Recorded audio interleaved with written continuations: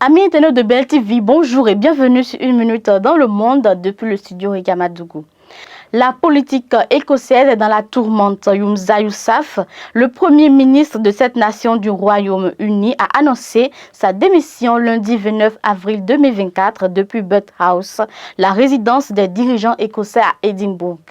À 39 ans, le député de Glasgow quitte aussi la tête du parti indépendantiste SNP. En fonction depuis à peine un an, en remplacement de la très charismatique Nicola Sturgeon, Humza Yousaf était à court d'options.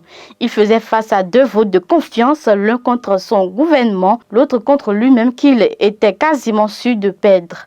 Le départ de cet homme affable, le premier dirigeant d'une nation européenne de religion musulmane, aggrave la crise interne au SNP provoquée par les ennuis judiciaires de Mme Sturgeon et de son mari, Peter Murrell. Ce dernier vient d'être inculpé pour détournement de fonds.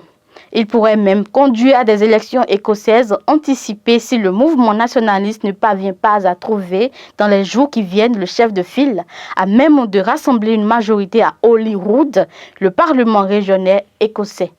Guerre Israël-Hamas, jour 206, négociation autour d'une proposition. Alors que la précédente trêve dans la bande de Gaza remonte à fin novembre 2023 et avait duré une semaine, permettant la libération de 105 otages du Hamas et de 240 Palestiniens détenus dans les prisons israéliennes, le Hamas doit donner sa réponse à la proposition israélienne d'un cessez-le-feu à Gaza et de la libération des otages. Le ministère de la Santé du Hamas a par ailleurs annoncé un nouveau bilan de 34 488 morts dans la bande de Gaza depuis le début de la guerre. En 24 heures, au moins 34 morts supplémentaires ont été recensés, selon un communiqué du ministère.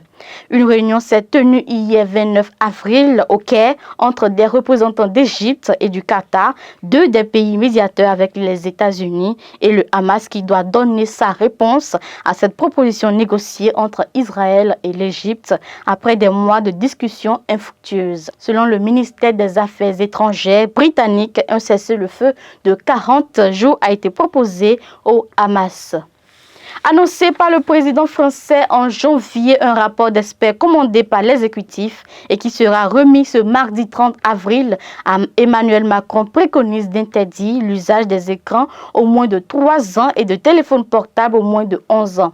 Dans ce rapport révélé lundi soir par plusieurs quotidiens régionaux, la commission d'experts composée de 10 membres alerte sur la réalité de l'hyperconnexion subie des enfants et les conséquences pour leur santé, leur développement, leur avenir, mais aussi pour l'avenir de notre société et notre civilisation. Ce rapport est une forme de guide. On ne mettra pas un policier devant chaque foyer, a précisé M. Benyamin Nar, invité de RTL ce mardi matin. Pour finir, dans la nuit du lundi 29 au mardi 30 avril, un homme armé a fait éruption dans une mosquée de la province d'Hérat, dans l'ouest de l'Afghanistan, avant d'abattre 6 fidèles.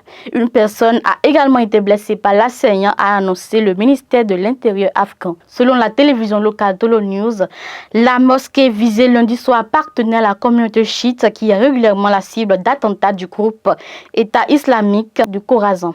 Il y a 10 jours, l'État islamique du Khorasan avait revendiqué un attentat à l'explosif contre un minibus dans un quartier de Kaboul qui avait fait 1 mort et 3 blessés. Un mois plus tôt, un attentat suicide, également revendiqué par l'État islamique du Khorasan, avait fait 3 morts selon des sources officielles, mais 20 selon une source hospitalière dans la ville méridionale de Kandahar. L'attaque n'a pas pour l'heure été revendiquée. Ce sera tout pour cette session. Merci de nous avoir suivis et à demain.